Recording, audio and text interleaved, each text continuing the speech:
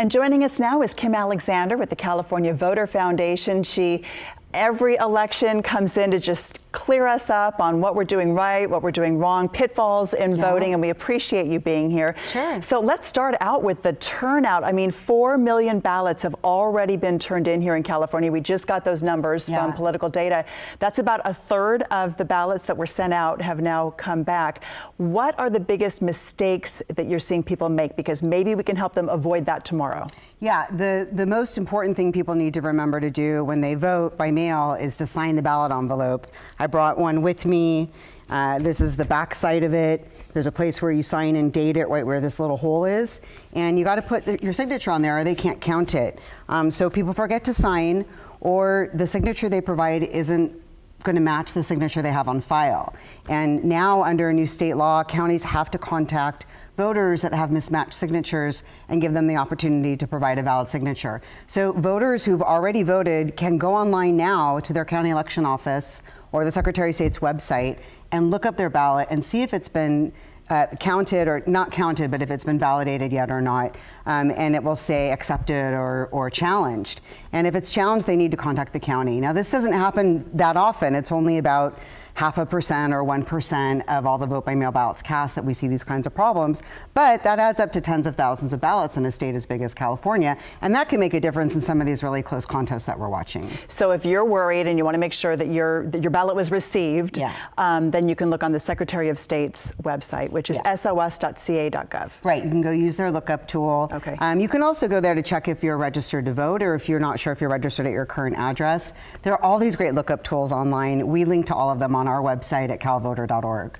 Okay, so Sacramento and Nevada counties, 2 of those with the early voting centers are open. Right. But you and I, in fact, we were there during the primary at one of those polling places that hadn't yet, it wasn't a polling place, that was the problem, it was a voting center, that had not yet opened, and people were showing up with ballots. So Kim, I saw the same thing today. It was at a library that was closed today, and I saw people out there with ballots and no place to turn them in. So what do people need to know?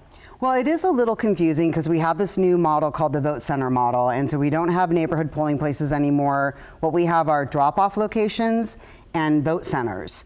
And the drop-off locations are open varying times, and same with the vote centers. Tomorrow, all the vote centers in the county, there's 78 of them, will be open from 7 a.m. to 8 p.m.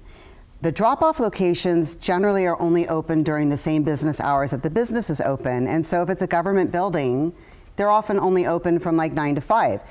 The libraries, which was one of the issues in June where people were trying to vote at the libraries, they work very hard with the county to arrange to be open at all their drop-off locations tomorrow from 7 a.m. to 8 p.m. So if you're looking for a place to go drop off your ballot tomorrow, you can go to any vote center or you can go to any library in the county that is operating a drop-off location, and all of them are. So that information is included. I brought those little flyers with me. Right. This is in your vote by mail ballot packet. So this has all the locations in it, maps. There's online tools you can look up on the county website to find your vote center. You can call the county helpline and for the county elections office and ask someone on the phone, and they can help you on the phone. You don't have to use the computer to find it. So just make sure you know that the hours can vary in the places you plan to drop off. Right. So people can actually register to vote tomorrow. Yes, at the vote centers. They can go to the county election office or any of the 78 vote centers and do what's called conditional voter registration. If you missed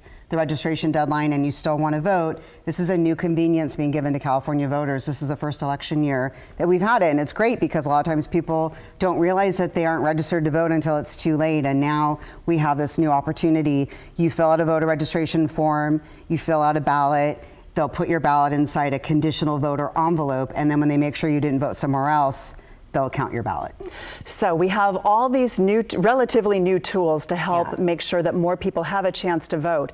However, you've got provisional ballots that have to be checked and rechecked. Right. You have all these vote by mail ballots that are very time consuming to check all those signatures. Right. You're saying that for some people they have 8 days to correct a signature. Right. It could take a while to get results in some of these races. Yeah, and we've seen that increasingly in Sacramento County and elsewhere as more and more people are voting by mail. What people need to realize is that when those ballots come inside a vote by mail envelope, every single signature has to be verified on those envelopes, and then the ballot has to be separated from the envelope, flattened out, stacked up, and ready to scan. We used to do a lot of the counting right at our polling places. Right. They would get scanned right there, and you just port that information, those results in. We don't do that anymore. So the county is going to prepare as many ballots as they can to count as soon as the polls close. I was in there today, and they had received 209,000 ballots of the 805,000 that had been issued. So, you know, about a quarter of the ballots have come back so far. Those they'll get all ready to go, but there's going to be this whole mass of ballots that come in today and tomorrow and in the days after, because we have this grace period also in the days after the election. If your ballot is postmarked by election day and received by Friday, it will still be counted. So there is a big number of ballots that are going to come in today, tomorrow, and the rest of the week that they're going to have to process, and it's going to take some time.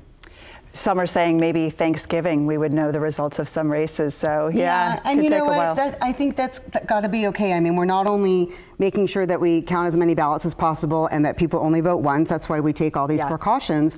But we also are verifying the vote, which is something that a lot of other states don't do. The counties in this post-election canvass period have 4 weeks to not only count all those ballots, but make sure that we counted them accurately and that our software worked properly. And I think voters want to see that, and I'm really proud that California does that. That trust counts more than time. Absolutely. All right, Kim, thank you so much.